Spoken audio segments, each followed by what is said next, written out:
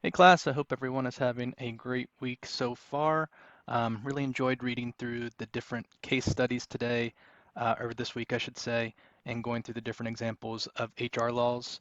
I wanted to start with my first one where your customer service manager comes to you hurriedly at the start of her interview for a customer representative. What do I do? She exclaims, the candidate for the interview is blind. What do you tell her?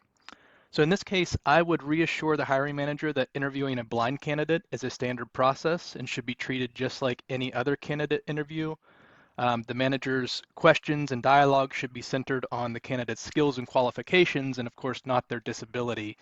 I would also reinforce that asking questions related to the candidate's disability is illegal under the Americans with Disabilities Act. So this one, I chose this because I actually do have a visual disability, so I'm considered legally blind. So I've actually been in this situation before. And truthfully, I think what most candidates in this position would do is be open about their disability. I find myself in interviews asking questions about what accommodations might need to happen in order for me to get through my day to day, and really for myself highlighting, what could become an issue for me in that specific job. So I think probably 9 times out of 10, the candidate's going to be very comfortable in this position and be open about their disability and ask questions related to it. So I would also share that feedback in the situation with the hiring manager as well. The second example that I chose was the one where Carl worked unauthorized overtime last week, and he should not be paid for anything more than his regular hours. What do you tell him? So in this case, I would tell the evening manager that under the Fair Labor Standards Act, it is the company's legal obligation to compensate Carl for all hours worked, including any unauthorized overtime. So even if the overtime was not pre-approved, the law still requires payment, and failure to do so could expose the company to other penalties. I would also advise the manager to meet with Carl and reiterate the overtime policy and ensure he knows how to approach this scenario in the future. It would also be important to understand how the manager has been communicating this policy to their team and how they have been enforcing these guidelines.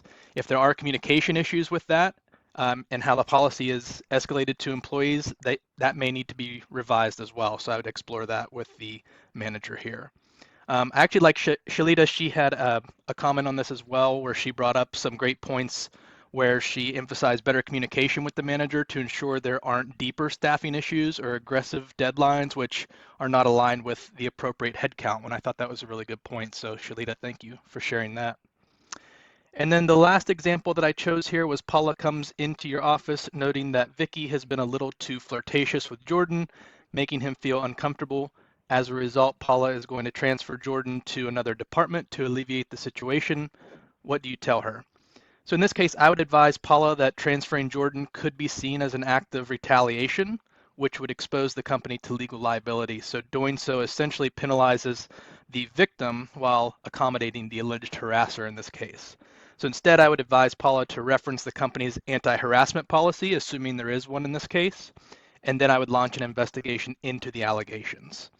That's it for me this week. Again, I really enjoyed this project and going through the examples, and I can't wait to hear from the rest of the class. Thank you.